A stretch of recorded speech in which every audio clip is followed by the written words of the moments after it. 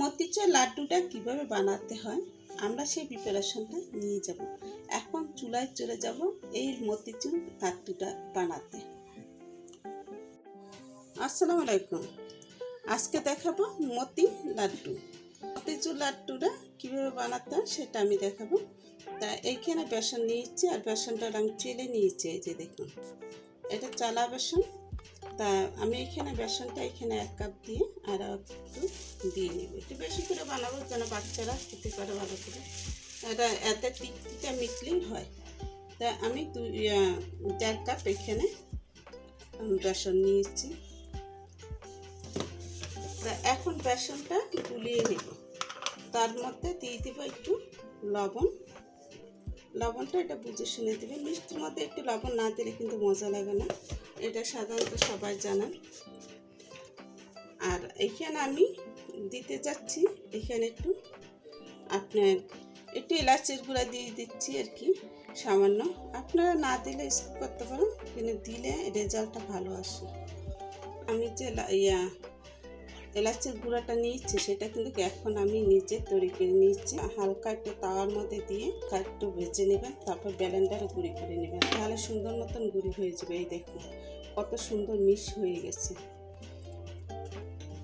তা এখন সুন্দর করে এটাকে গুলিয়ে নিচ্ছি। কতটুকু পানি লাগবে সেই পরিমাণে পানিটা আমি দিয়ে নেব।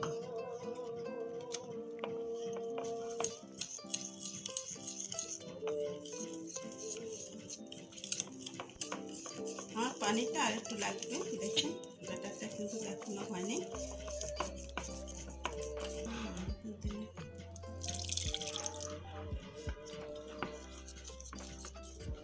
খুব সুন্দর করে এটাকে গুলে নিচ্ছি।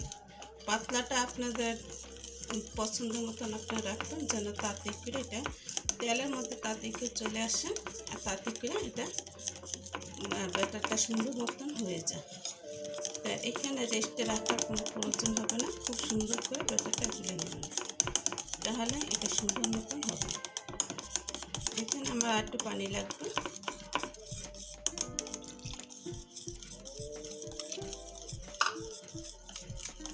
পানিটা সুন্দর মতন এভাবে করে দিয়ে নেবেন। তা এভাবে করে গুলে নিলাম। এই দেখুন ব্যাটারটা কিন্তু কীরকম হয়েছে সেটা দেখলে আপনারা বুঝতে পারবেন ক্যামেরায়। আর সুন্দর মতন একটু ফেটে নিচ্ছি। আমি সিদ্ধ করে নিয়েছি, এই দেখুন। তা এখন আমি এটা মুখটা খুলে আমি সব ব্যাটারগুলো এখানে যতটুকু আগে এখানে লাগে সেটা আমি দিয়ে দিব।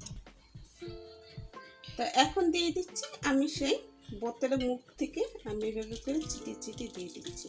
দেখুন কত সুন্দরভাবে হচ্ছে। আর এটা কিন্তু একটু চুলা জালটা একটু বাড়িয়ে দেবেন, তাহলে কিন্তু তাড়াতাড়ি করে হয়ে যাবে।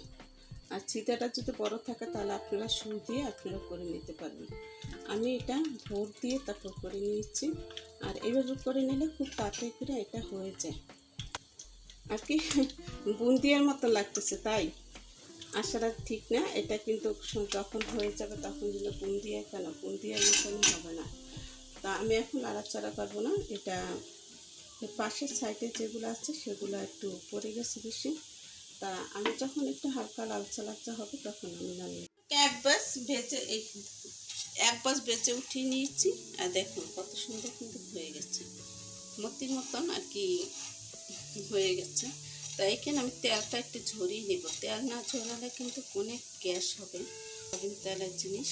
এখানে আপনারা বাটার বা ঘি দিয়েও করেন, তাতে অনেক ঘি লাগবে আর বাটার লাগবে। তা এখন আমি নাড়াচাড়া বেশি করবো না, কারণ একটু লাল লাল হয়ে না, তারপর আমি নাড়াচাড়া করে নেব। দিয়ে দিচ্ছি এখানে শিরার জন্য 1 কাপ পানি। আর চিনিটা দিয়ে নেবো, এরকম মেপে চিনিটা দিয়ে নেব। চিনি দিয়ে দিলাম এখানে 1 কাপ। এখানে মিষ্টিটা আপনারা যে যেমন পছন্দ করেন সেই করে দেবেন। মিষ্টি জিনিসটা মিষ্টি না হলে ভালো লাগে না। এখানে 1 কাপ দিয়ে সামান্য একটু দিয়ে দিলাম, যেখানে 1/4 কাপও হবে না, তার চেয়ে কম হবে। তা এখন একটু দিয়ে দেবো এলাচের পাউডার। এলাচের পাউডারটা দিলে খুব সুন্দর ঘ্রাণ আসবে।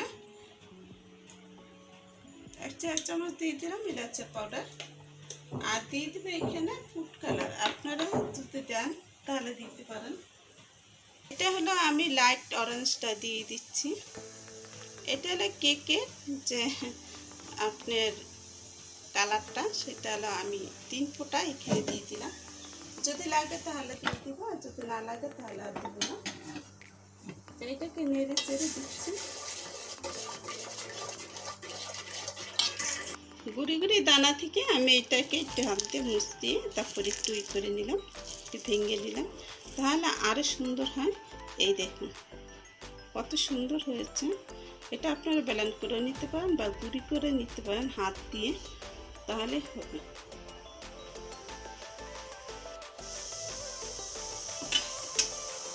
দেখুন একটা না দুটা লাগবে না, এটা জাস্ট এইভাবে করে একটু দেখতে হবে এটা হয়েছে কিনা।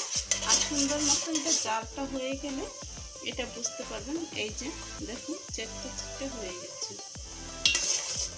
এখন আমি এটাকে দিয়ে এটাকে সুন্দর মতো নাড়াচাড়া করে নেব।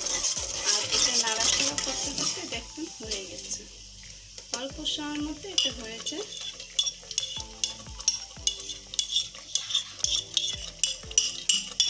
সুন্দর মতো চাপিয়ে দিয়ে নাড়াতে নাড়াচাড়া করে নেব। আপনাকে সামান্য একটু ঘি দিয়ে দিচ্ছি, ঘিটা দিলে সুন্দর একটা ফ্লেভার আসবে। আর ঘিটা যদি দেন তাহলে ভালো হবে, রেজাল্টটা ভালো আসবে। আমি আর দিব না, শুধু এই 1 চামচ দিলাম। এটা কিন্তু অতিরিক্ত তেল দিয়ে ভাজা হয়েছে, শুধু ফ্লেভারের জন্য এই ঘিটা দেওয়া হয়েছে। এখন আমি এটাকে নামিয়ে ফেলবো। আর দেখুন লাড্ডুটা কিন্তু খুব সুন্দর মতো হয়ে গেছে। আমার হাতে তেল দেওয়া দরকার নেই, এগুলো করতে করতে একটা অভ্যাস হয়ে গেছে। আর আসলে লেট করে আমি একটু লেট করে সব কিছু রেসিপিটা দিই, কারণ আপনারা ভাবতে পারেন কেন এত লেট করবেন। আমি একটু কাজে ব্যস্ত থাকতে পারি। আমি এর মধ্যে 2টা লাড্ডু বানিয়ে ফেলেছি, কারণ আমার আর সহ্য হচ্ছে না, তাই লাড্ডুগুলো বানিয়ে ফেললাম। আর এই লাড্ডু বানাতে কিন্তু সময় লাগে না, অল্প সময়ের মধ্যে লাড্ডুটা বানানো হয়ে যায় যদি সুন্দর মতন বানাতে পারেন তাহলে। এই দেখুন একটা লাড্ডু কিন্তু হয়ে গেছে, এখানে 2-3টে লাড্ডু হয়ে গেছে। একটু হালকা গরম থাকতে এই লাড্ডুটা বানিয়ে নেবেন, কারণ আবার গরম গরম ধরতে যেয়ে হাতটা আবার পুড়ে ফেলবেন না, তাহলে কিন্তু লাড্ডু তো শুধু উপরে সব কিছু। তা এইভাবে করে আমি এটাকে ঘুরে ফিরে সুন্দর মতো লাড্ডুর শেপটা করে নিলাম। হাতটা একটু ঘি মাখিয়ে নেবেন, তাহলে সুন্দর মতো শেপটা হয়ে যাবে। আর এরকম গোল করে শেপটা করে নেবেন। এইভাবে করে সবকটা বানিয়ে নিচ্ছি। তা বন্ধুরা, মতি লাড্ডু হয়ে গেছে। আর এই মতিচুর লাড্ডুটা কীভাবে বানাতে হয় এটা অবশ্যই সবাই জানে, কেউ বানিয়েছে কেউ বানিয়ে নেই। একটা আমি ভেঙে আপনাদেরকে দেখাচ্ছি। এই দেখুন ভিতরটা কত সুন্দর। এভাবে করে একবার হলে আপনারা বানিয়ে খেয়ে দেখেন বাসায়, অনেক টেস্ট লাগবে। দোকান থেকে আর এত দামি করে কিনে আনতে হবে না, এই দোকানে গেলে অনেক টাকা দাম এটা। আর এত দাম দিয়ে কিনে কী দরকার, ঘরে যখন বানাতে পারি আমরা নিজেরা, নারী সব কিছু পারি, এমন কোনো কথা নাই যে নারীরা পারে না। আচ্ছা, আমার এই লাড্ডুটা আপনাদের কাছে অবশ্যই ভালো লেগেছে। ভালো লাগলে অবশ্যই লাইক শেয়ার কমেন্ট করবেন। আর একটা লাড্ডুও ভেঙে যায় নাই বা ফেটে যায় নাই, দেখুন আপনারা ক্যামেরায়। আর খুব সুন্দর হয়েছে। তাহলে আজকের মতন বিদায় নিচ্ছি বন্ধুরা, আল্লাহ হাফেজ। অবশ্যই লাইক শেয়ার কমেন্ট করবেন।